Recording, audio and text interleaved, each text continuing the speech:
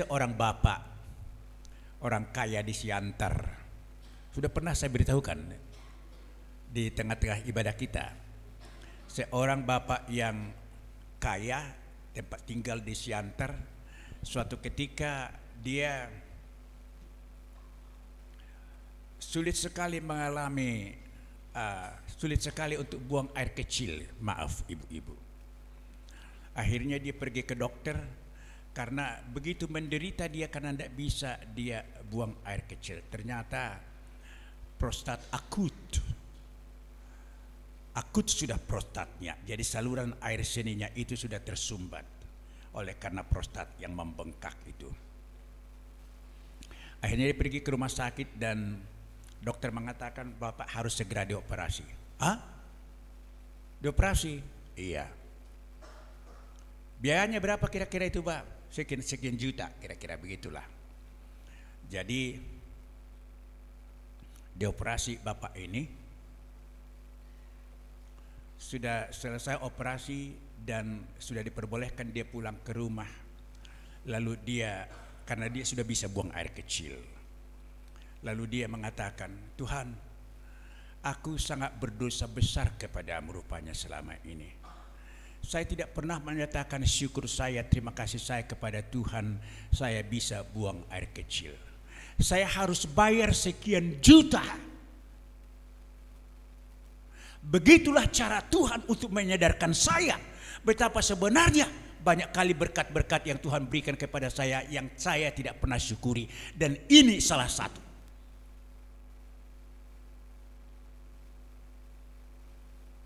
Coba apa saja yang bisa, yang sudah selalu kita nikmati, yang harus membuat kita bersyukur kepada Tuhan. Saya rasa hampir tidak pernah di antara ibu mengatakan, ya Tuhan, terima kasih karena semua jari saya ini masih punya kuku. Seandainya satu jari saya yang tidak punya kuku pun, bisa alasan saya ini untuk mengeluh dan mungkin membuat saya tidak pergi ke persekutuan beribadah karena rasa sakit dengan kuku saya ini tidak ada. 5 jari kita, 5 di kanan, semua punya kuku yang lengkap. Enggak ada yang mau kita saksikan kepada Tuhan. Memalukan kali itu.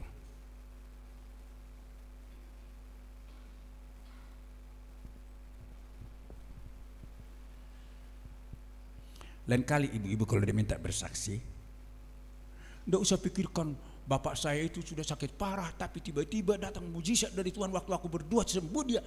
Tidak usah yang kayak gitu. Yang sederhana-sederhana saja. Bagaimana ibu pergi belanja, di rumah sudah dikatakan, cabai sekarang mahal kali. Ternyata ibu bertemu dengan seorang penjual cabai yang tidak membuat harga cabainya sangat tinggi.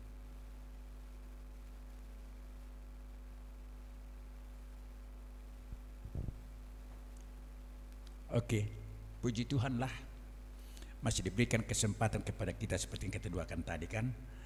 Kita nyanyi juga, diberikan kesempatan kepada kita belajar firman Tuhan. Mari kita membaca Daniel 9 ayat 1 sampai dengan ayat yang ketiga.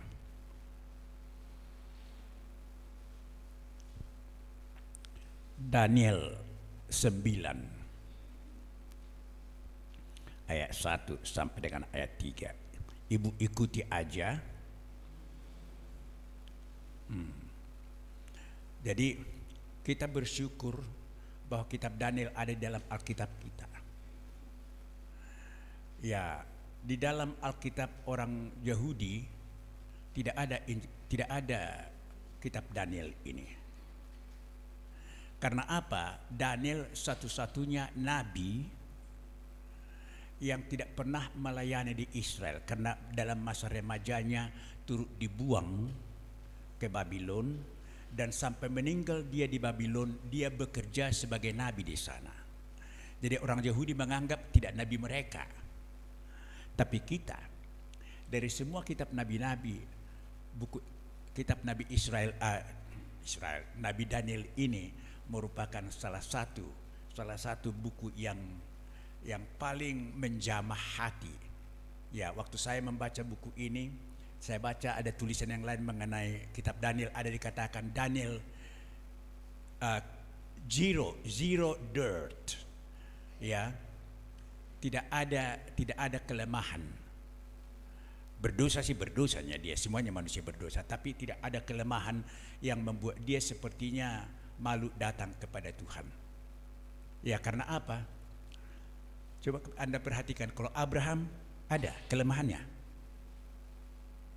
Karena gak sabar menunggu janji Tuhan memberikan anak kepada dia, istrinya Sarah datang mengatakan, ambillah Hagar itu, hampiri dia supaya dapat anak. Terus dihampiri, dapat anak Ismail. Ya, sampai sekarang kita dimusuhi Bani Ismail itu. Karena apa? Karena perbuatan daripada Abraham. Musa, waktu orang Israel mengatakan, berikan kami minum, haus. Ya, tadi saya katakan baru beberapa hari kita ini mengalami panas yang agak ini. Ya, kita sudah gerah, ya. Mungkin banyak keluhan-keluhan. Panas sekali, bagaimana ini panas sekali ya? Iya. Orang Israel dalam perjalanan dari Mesir kembali ke tanah Kanaan minta kepada Musa, kenapa bawa kami keluar dari Mesir? Di sana banyak air, di sini nggak ada air kami minum. Lalu Musa datang kepada Tuhan. Tuhan mengatakan, pukul dengan tongkatmu itu batu itu. Tapi dalam emosi Musa memukul batu. Tuhan hanya mengatakan pukul 1 kali. Dia pukul berapa kali? Apa yang terjadi? Musa tidak diperkenankan Tuhan masuk ke tanah Kanaan. Mayatnya pun tidak tahu di mana hilang. Apakah hilang dikubur di mana atau dimakan singa? Tapi menjelang tanah Kanaan, dia sampai di sana. Bangsa Israel dipimpin oleh Joshua, kemudian Musa tidak tahu di mana mayatnya. Ngeri juga ya hamba-hamba Tuhan ini semuanya. Tapi kesalahan satu yang mereka perbuat sangat fatal akibatnya. Ya. Dan dikatakan Daniel mulai dari umur 15 tahun dia terbuang sampai dengan hampir 80 tahun dia berada di tanah pembuangan. Dia tetap cinta Tuhan. Karena apa? Karena dia cinta doa dan memiliki ketetapan hati untuk tetap menuruti firman Tuhan. Saya baca ayat 1 sampai dengan ayat 3 ya. Pada tahun pertama pemerintahan Darius anak Ahasveros.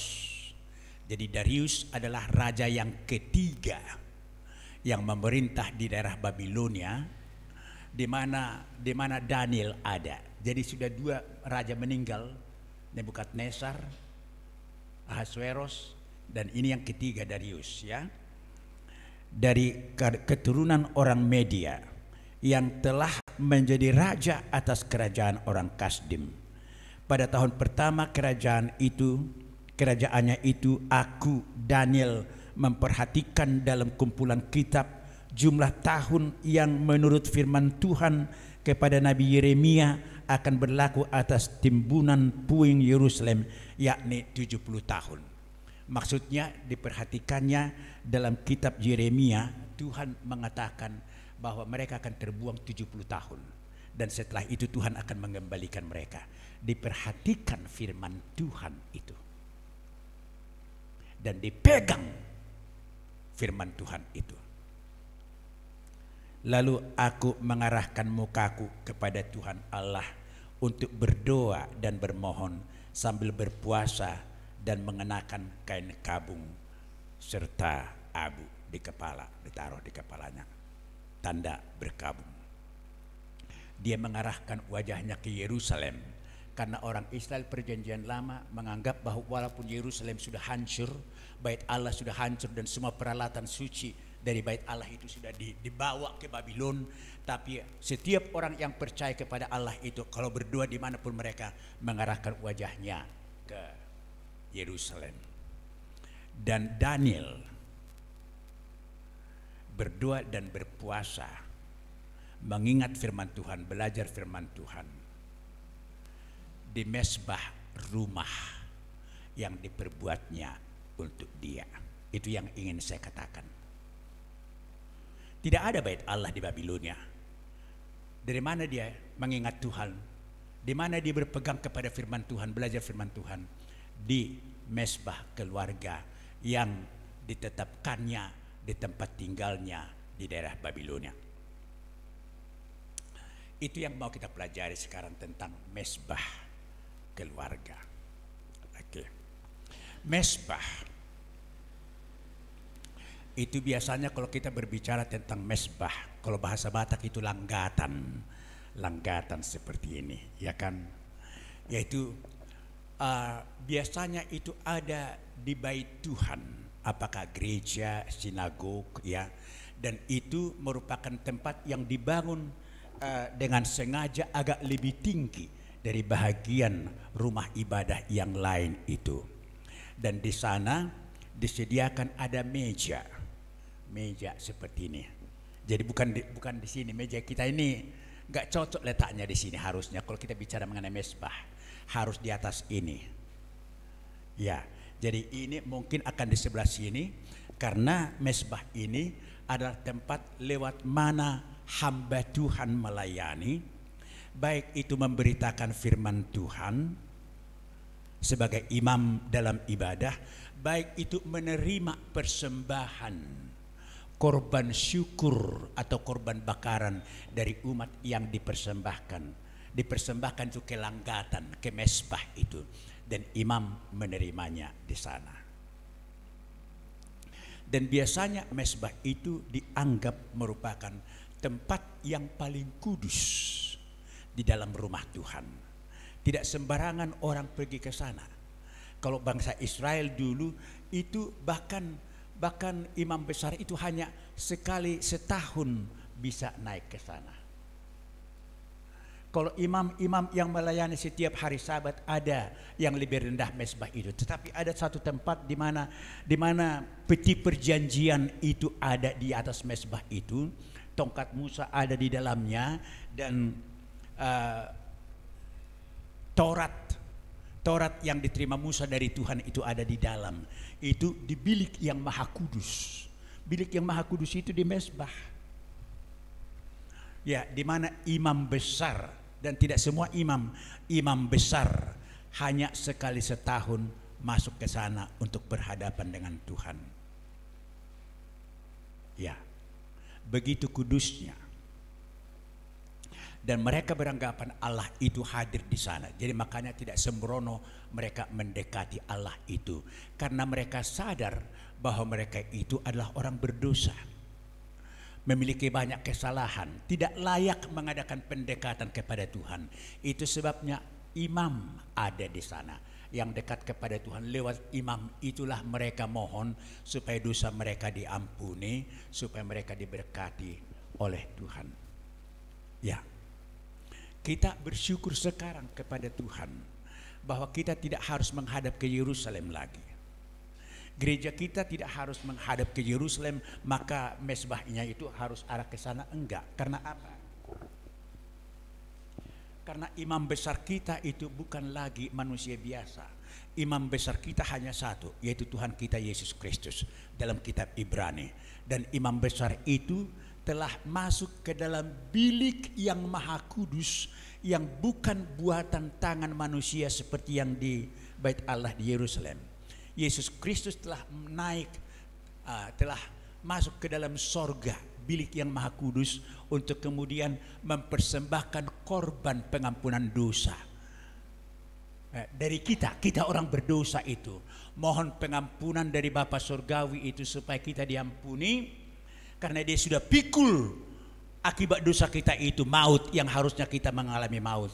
Dipikulnya itu dan dipersembahkan itu naik ke sorga dia. Jadi bukan hanya mempersiapkan tempat bagi kita di sorga dia naik ke sorga, enggak. Yang pertama ialah dia naik ke sorga untuk memberikan persembahan, menyampaikan kepada Bapa persembahan pengampunan dosa itu. Dan korbannya tidak lagi lembu jantan atau domba jantan, dirinya sendiri menjadi korban. Dan imamnya dia sendiri menjadi imam. Karena tidak ada satu orang pun yang layak untuk berhadapan dengan Allah. Itu sebabnya Yohanes 3 ayat 13 itu mengatakan tidak ada yang sudah naik ke sorga. Tidak ada seorang pun yang sudah naik ke sorga. Jadi kalau Roma Katolik mengatakan Maria sudah di sorga dan rasul-rasul sudah di sorga, enggak. Firman Tuhan mengatakan tidak ada seorang pun yang sudah naik ke sorga selain daripada dia yang turun dari sorga, yaitu anak manusia Yesus Kristus. Jadi kita bersyukur kepada Tuhan bahwa Yesus Kristus itu menjadi imam besar kita. Maka kita mengatakan di dalam nama Tuhan saya Yesus Kristus, saya datang kepadamu ya Bapa. Hebat, ya. Ya. Jadi kalau seperti orang dalam perjanjian lama kita, kiblat kita ke Yerusalem, tahu kita di mana kiblat itu? Hah? Jangan-jangan Yerusalem di mana? Padahal kiblatnya ke sana.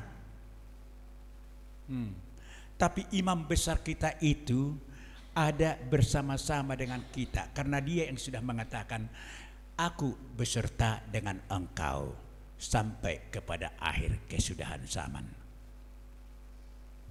Yang penting bagi Tuhan, tuluskah kita, seriuskah kita mau beribadah kepada Dia? Itu yang menjadi pertanyaan. Karena banyak orang bahasa-bahasa karo katakan langgus. Kairtina langgus. Langgus itu bahasa Batak Toba itu sepertinya serius padahal tidak serius, entah gitu, suka-sukanya. Ya. Biar manis kau dengar Tuhan, manis kau dengar Tuhan. Adalah sangat lalat, manis kau dengar Tuhan. Tadi pagi agak bukan keras sih, tapi saya stop ibadah kami di rumah sebentar karena sudah kami mulai nyanyi. Datang anak saya karena ada semut di meja, jadi di meja ibadah kami itu, jadi sambil menidu si semut ini dia kan nyanyi. Saya bilang, ngapain ya kau? Stop. Kita menghampiri Tuhan dengan begitu.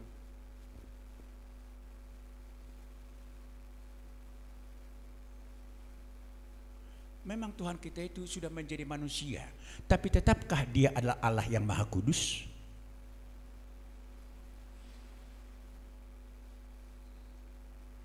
Kemarin saya khotbah dalam persekutuan hula-hula saya Sianipar. Ya, jadi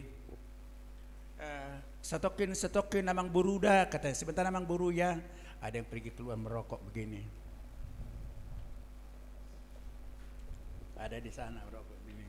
Ada dokter tahan, nggak bisa ditahan, apalagi habis makan seperti itu, seperti ini, enak kali rasanya merokok katanya.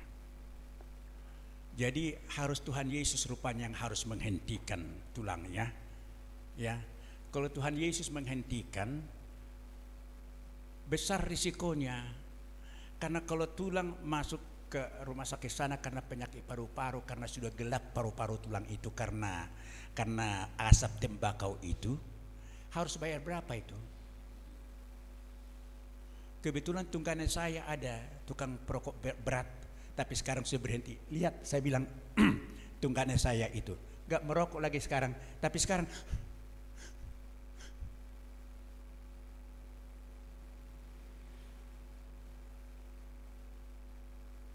kan sering gitu sambil margurende, sudah di sini asbak margurende di gereja.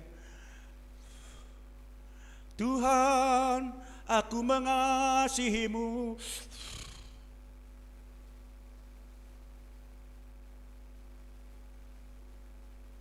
Saya bilang stop. Bunuh dulu semut itu, masih ada lagi. Kita mulai lagi, saya bilang. Kita nyanyi lagi.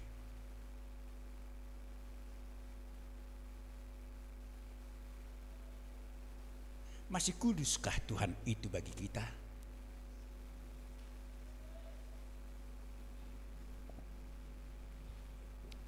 Jadi mesbah keluarga.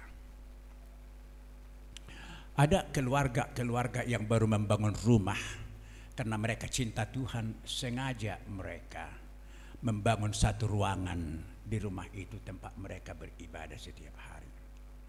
Tapi kebanyakan keluarga kita atau rumah kita memang tidak mempunyai ruangan yang seperti itu. Tapi perlu ada satu tempat, ya, tempat di mana kita akan selalu beribadah dengan anggota keluarga kita.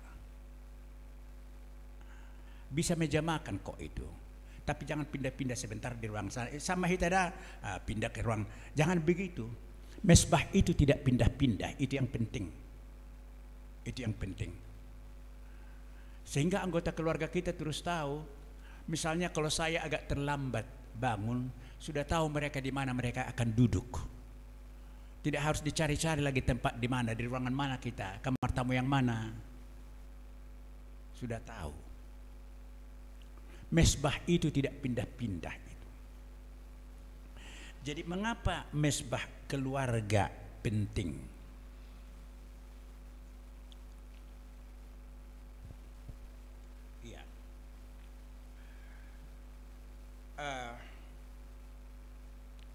Tujuannya ialah untuk menolong semua anggota keluarga setiap hari. Harus ditekankan itu, setiap hari menyadari bahwa mereka butuh Tuhan. Karena banyak keluarga Kristen bangun, terima kasih, ya, mungkin berdoa dia di tempat tidur, terima kasih Tuhan, sudah itu sibuk dengan segala sesuatu, ya, tanpa mendahulukan dia hadir di hadapan Tuhan. Ya, jadi dengan demikian setiap anggota keluarga mengembangkan satu kebiasaan yang kudus untuk mendahulukan Tuhan sebelum melakukan segala sesuatu. Itu sebabnya paling baik kalau ibadah keluarga di mesbah keluarga itu dilakukan pada pagi hari. Jangan waktu malam sudah mau tidur. Itu bisa juga, tapi ucapan syukur kepada Tuhan. Tapi mohon pertolongan dan mendoakan segala sesuatu yang masih akan dikerjakan hari ini biasanya pagi hari, di samping kita jauh lebih segar, ya kan, lebih segar.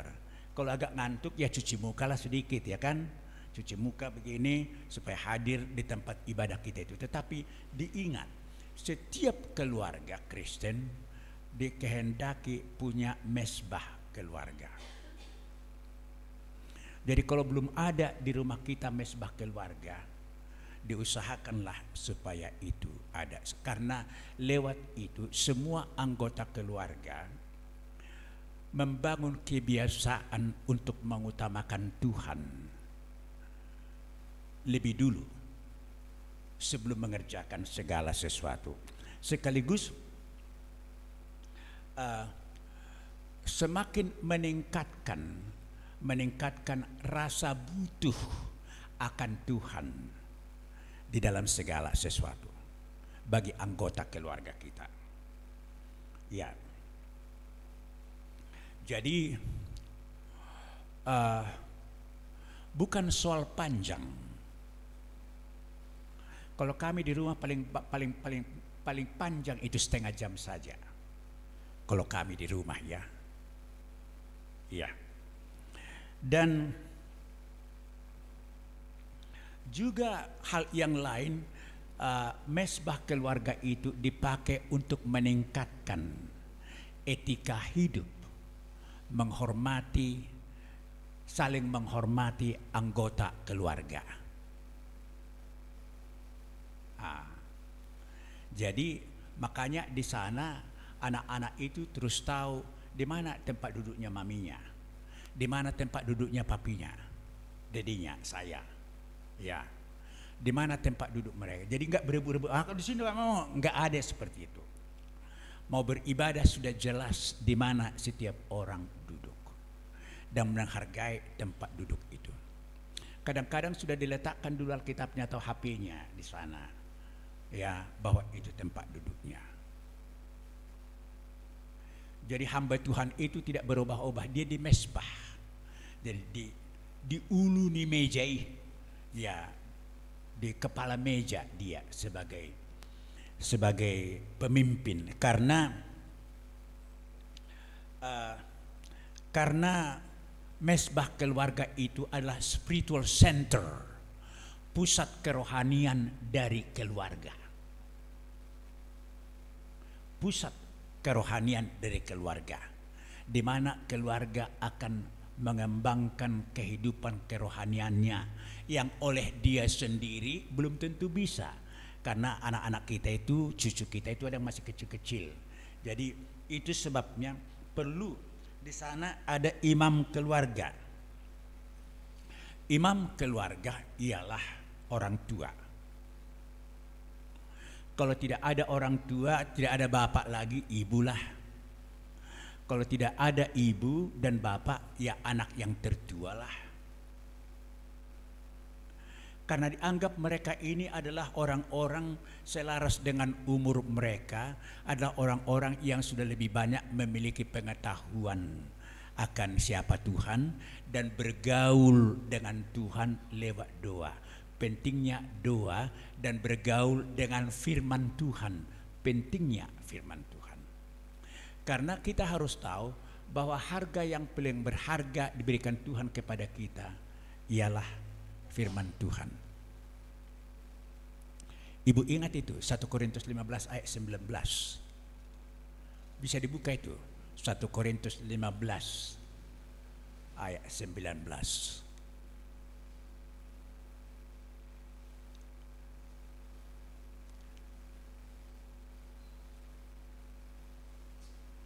1 Korintus 15 ayat 19. Kita baca dengan suara mantap ya. Kita baca bersama-sama. Hanya ayat 19. 3 ya.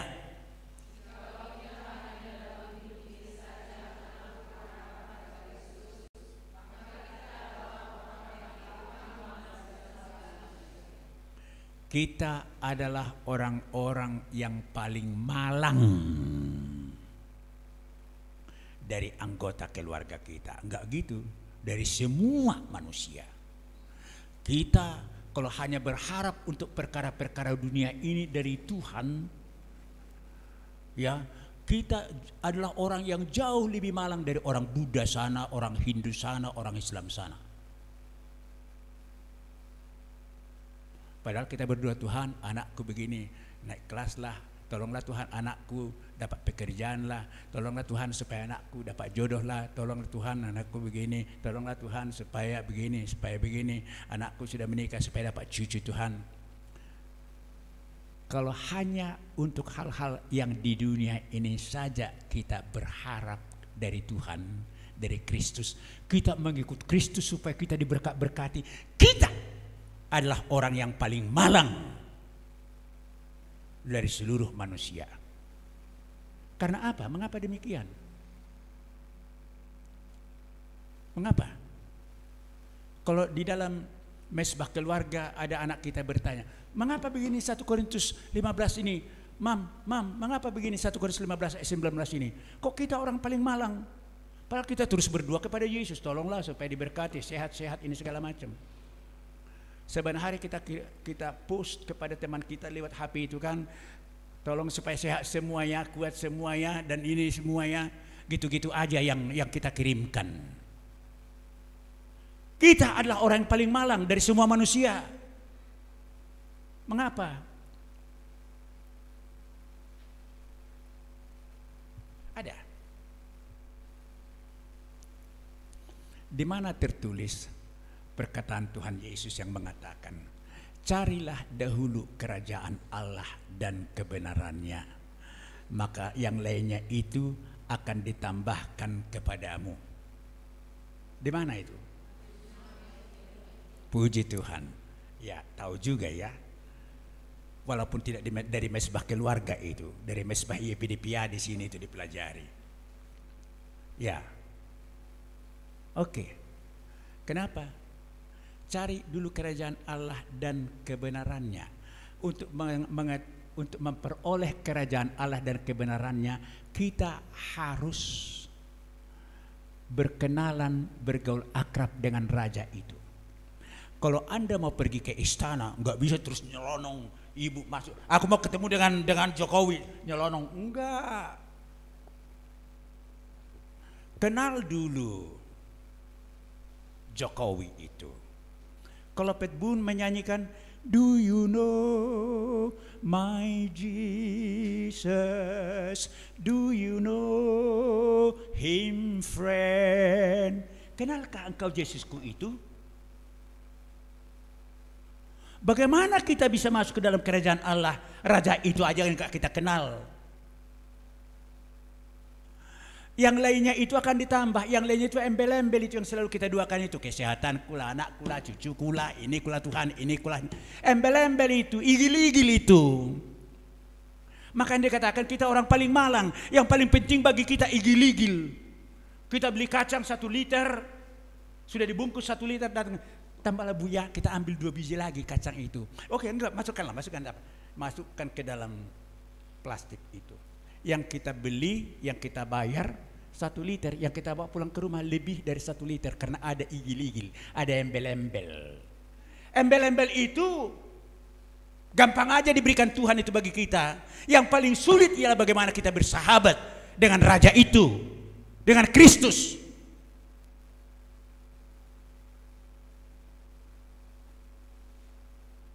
Kalau sudah bersahabat dengan raja itu, apa yang tidak akan diberikan sahabat kepada sahabatnya? Kenapa kalau ibu misalnya bilang sama bapak di rumah, "Pak, uang kita sudah habis." "Oh ya, sebentar ya. Enggak terus dibentak ibu. Uang kita habis. Kemana uang itu kau pakai?" Kan enggak gitu. Kecuali kalau hubunganmu dengan bapak tidak benar. Tapi kalau hubungan kita dengan bapak, hubungan yang bersahabat, "Oh ya mam, ya, sorry yang gak kutanya." Nah, apa yang tidak diperhatikan oleh sahabat kepada sahabatnya?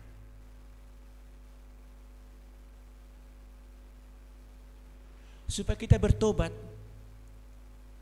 Jadi kalau kita berdoa, seharusnya kita lebih berdoa, "Tuhan, terima kasih karena Engkau mengasihi aku. Dan Engkau sudah menjadi Bapakku. Engkau sudah menjadi sahabatku. Engkau menolong aku dalam segala sesuatu." Jangan terus ini kulah Tuhan, ini kulah Tuhan, ini kulah Tuhan.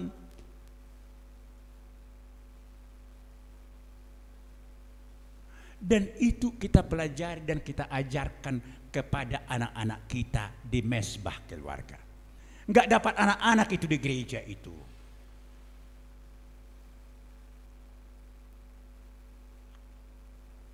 Tapi bagaimana imam keluarga itu akan mengajarkan itu? Pertama ialah karena kita harus menyadari anak-anak itu adalah anak-anak yang dianugerahkan Tuhan kepada kita.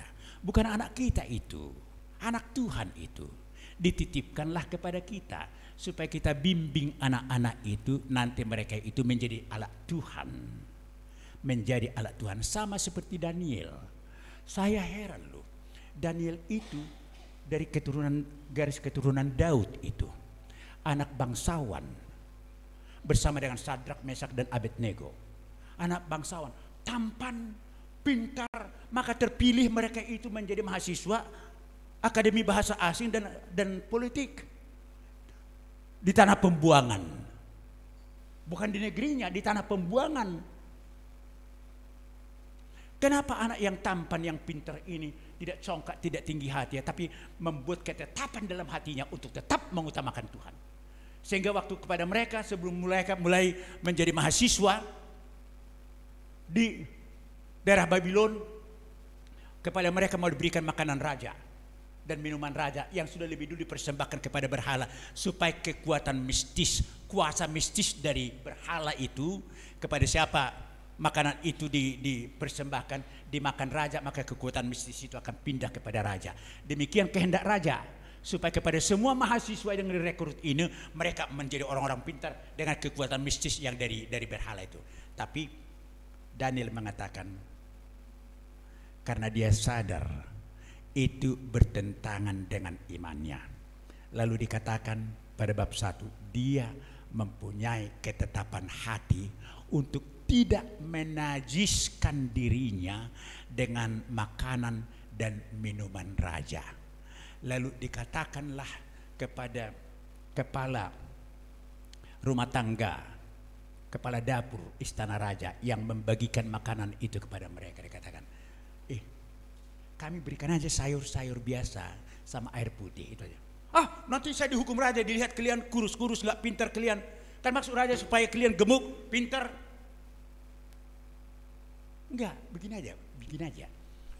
Coba aja 10 hari. 10 hari. Hanya sayur aja kasih sama kami berempat, sama air putih. Lalu kau akan lihat, karena Daniel itu cinta Tuhan, lalu Tuhan membuka hati daripada pejenang raja itu. Okelah kalau begitu, disetujui 10 hari. Setelah 10 hari dilihat orang ini jauh lebih sehat dan 10 kali lipat diakui raja, mereka itu lebih pintar dari semua mahasiswa itu. Pintar karena apa? Karena Tuhan.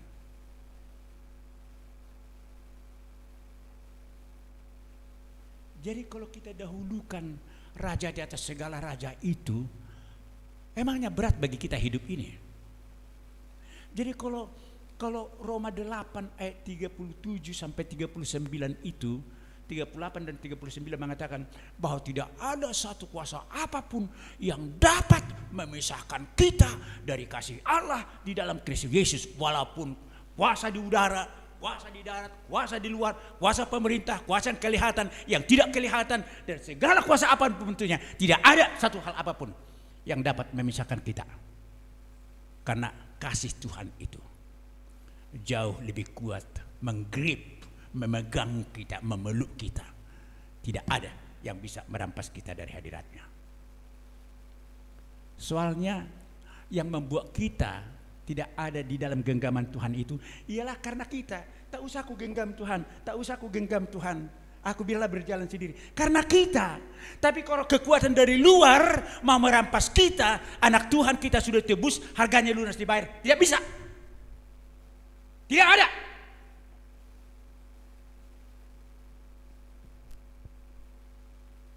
Kita mengatakan, Tuhan, enggak apa-apa lah ya, enggak apa-apa. Saya pergi ke kuburan dulu, ziarah dulu.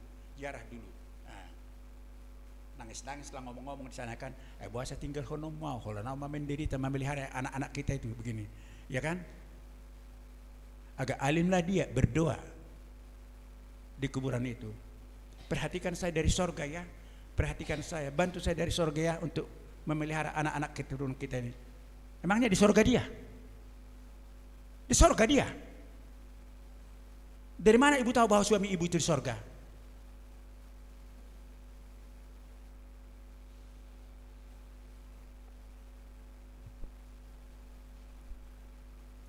Iya.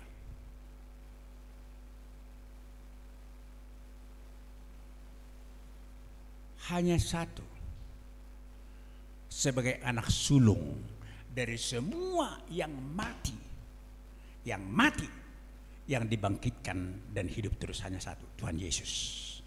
Maka kita berdoa kepada Tuhan Yesus. Hari itu si tua kami dikubur di Diablo situ. Datang pendeta dari tanah permulaanmu, dijatuhkanlah tanah kan, kembalilah kau kepada tanah, katanya. Sudah begitu dibaca agenda ini lagi, berdoa. Lalu marede mahita katanya.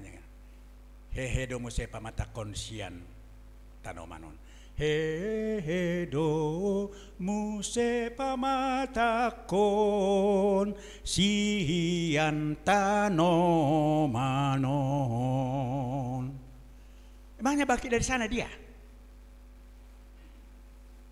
Saya bilang sama pendeta, kenapa kita nyanyikan itu lagi? Tadi dari tanah kembali ke tanah. Rohnya bukan di situ lagi. Padahal kita katakan, hehe domuse. Bangkit dari situ.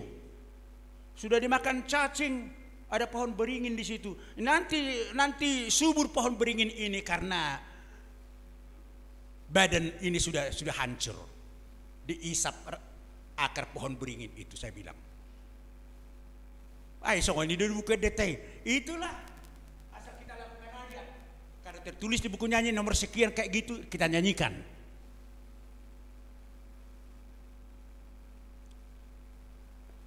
Iya.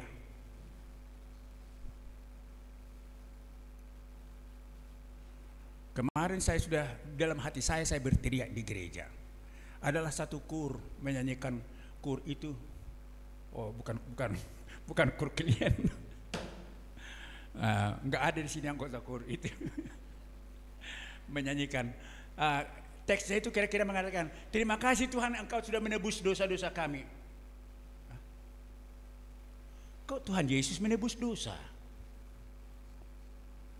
Benar, Tuhan Yesus menebus dosa. Dosa itu dibuang, dilupakan Tuhan, diambil dan tidak diingat lagi. Sejauh timur dari barat, utara dari selatan, aku membuang segala dosa pelanggaranmu dan aku tidak mengingat-ingat lagi, kata Tuhan. Yang diminta oleh Tuhan orang berdosa itu bukan dosanya. Yang ditebus ialah kita, orangnya. Karena orangnya itu yang berharga, bukan dosanya. Dosanya dibuang. Jadi jangan berdoa kalian nanti, terima kasih Tuhan karena Engkau telah menebus dosa-dosaku. Kapan dosamu ditebus? Dibuangnya itu.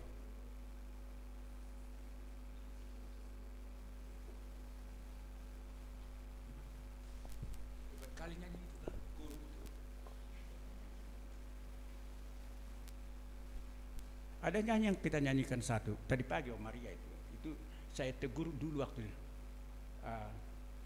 Hatiku selalu terpesona. Apa itu? Sudah tadi pagi ada nyanyian itu. Kita robah itu nyanyian itu supaya lebih cocok dengan Alkitab. Jadi ibu-ibu sulit hal seperti itu kita lakukan dalam ibadah seperti ini. Tapi dalam mesbah keluarga kita bisa mengajari anak-anak kita karena anak-anak itu sudah diberikan Tuhan kepada kita. Tanggung jawab kita untuk mengajari anak-anak itu supaya mengenal siapa pencipta mereka. Mereka harus lebih mengetahui bahwa mereka harus lebih mengutamakan mencintai Tuhan daripada yang lain-lain. Tapi kalau sudah mencintai Tuhan, pastilah anak-anak kita itu belajar mencintai satu dengan yang lain. Yaitu menghormati orang tua. Tidak lagi ya kalau sudah memakan kan terus cendok dipikir anak-anak itu disendok ke piringnya begitu. Tidak bilang daddy dulu, dad ambil, ya kan, mam ambil. Kecuali kalau papanya, oh sudah, papanya tahu seperti saya di rumah, aku nggak suka paha ayam. Tapi anak saya suka kali paha ayam, oke ambil ambillah. Saya dahulukan dia mengambil itu, tidak apa-apa. Tapi mereka harus belajar menghormati orang tua untuk sebagai aplikasi firman Tuhan yang sudah dipelajari. Ya. Dan kalau di rumah kita ajarkan yang demikian, itu lebih kena kepada mereka karena bahasa. Nada bahasa, kata-kata yang kita pakai. Ya, lalu motivasi kita berkata-kata. Karena anak kita itu ada yang sanguinis kan. Yang sanguinis ini kan ambisi kali dia. Mau makan, mau dia yang saking ambisinya kan. Bagaimana kita menolong anak kita yang ambisius itu? sama seperti Paulus.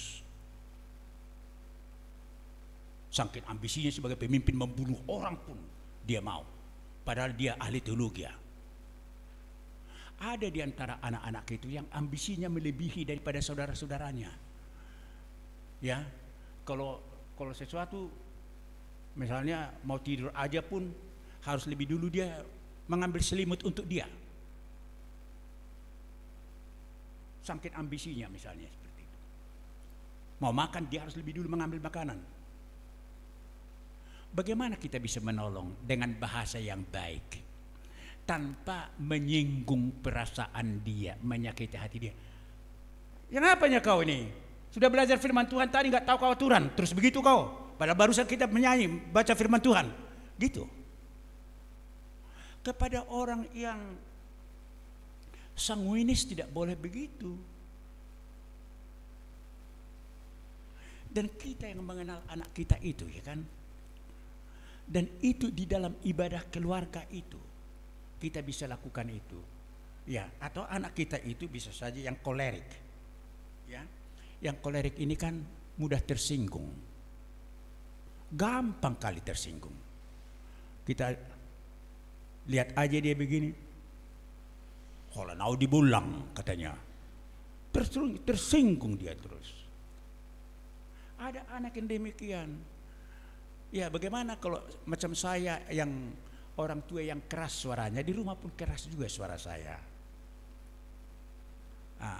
Tapi keras karena kadang-kadang kan anak saya di kamarnya di tingkat 2, saya di sini lagi di study room, di ruang belajar saya kan.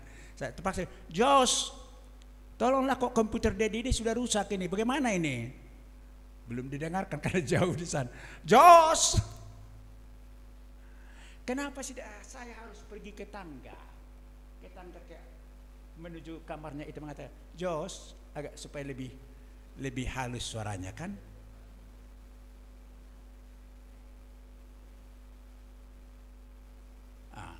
Kemarin itu komputer saya rusak, terpaksa untuk nanti malam kaum bapak tulis tangan saya bahannya, karena tidak bisa saya pakai komputer rusak.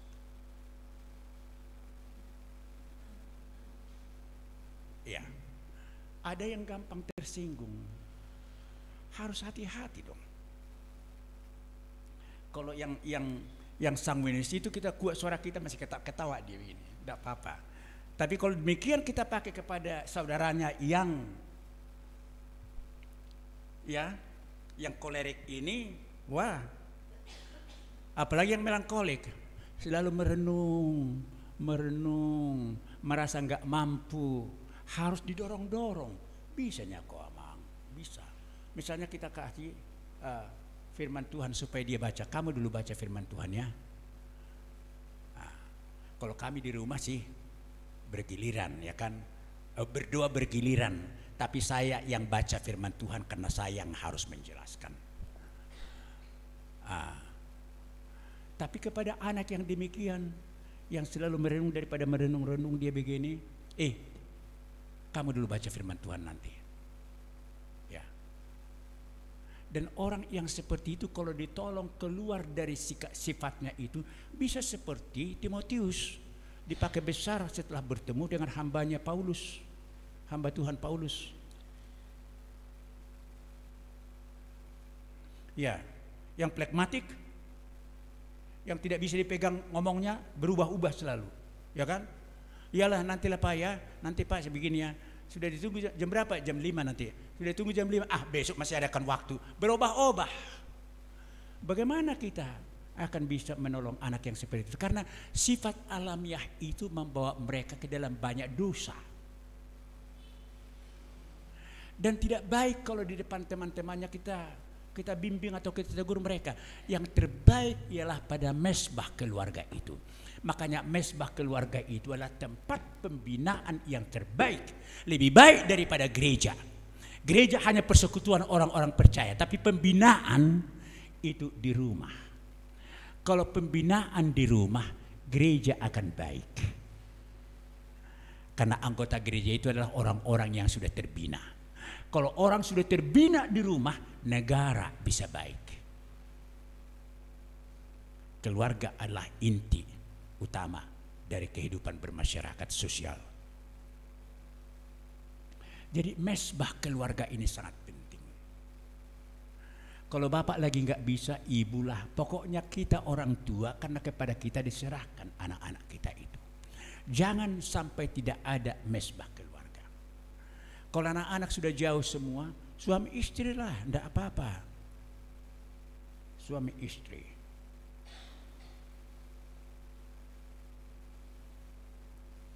Iya. Jadi ibu-ibu yang dikasihi oleh Tuhan Yesus, nanti tidak sulit anak-anak kita itu setelah mereka dewasa dan menikah untuk melanjutkan apa yang telah kita mulai bersama dengan mereka, karena mereka telah melihat dan mengalami hasilnya.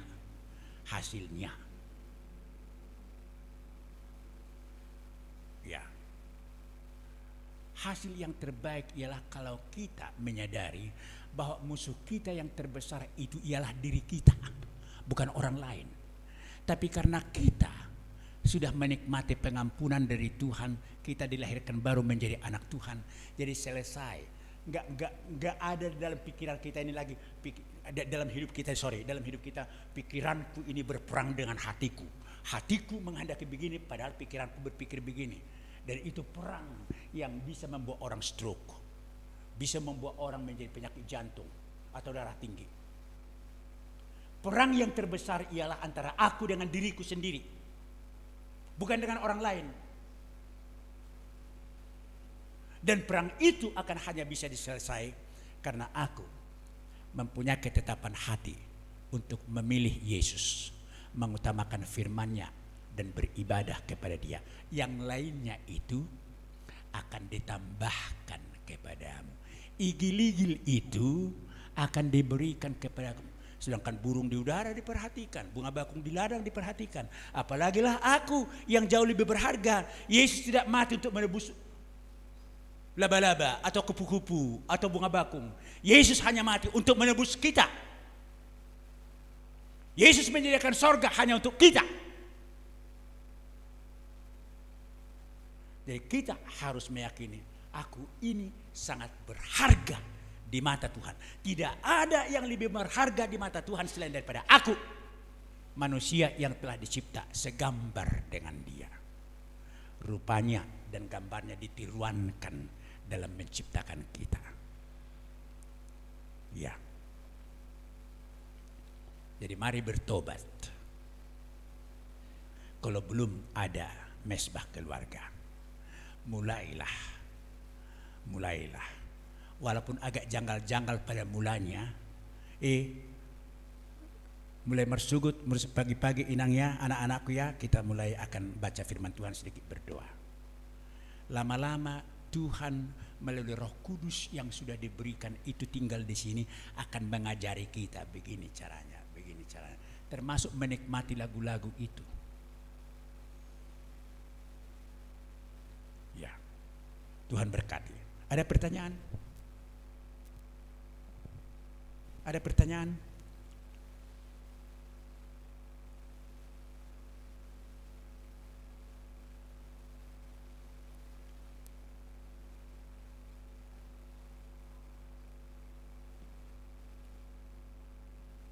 Gak ada. Lalit, notaris kami, Lang.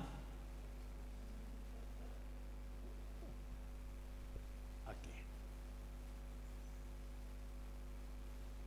Masih ada di antara kita ini yang keluarga kita belum mempunyai mesbah keluarga?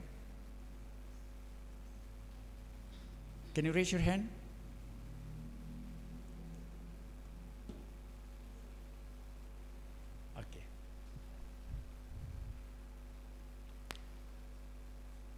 Rugi itu tidak enak.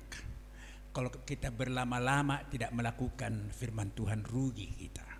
Rugi itu tidak enak. Mari kita berdoa.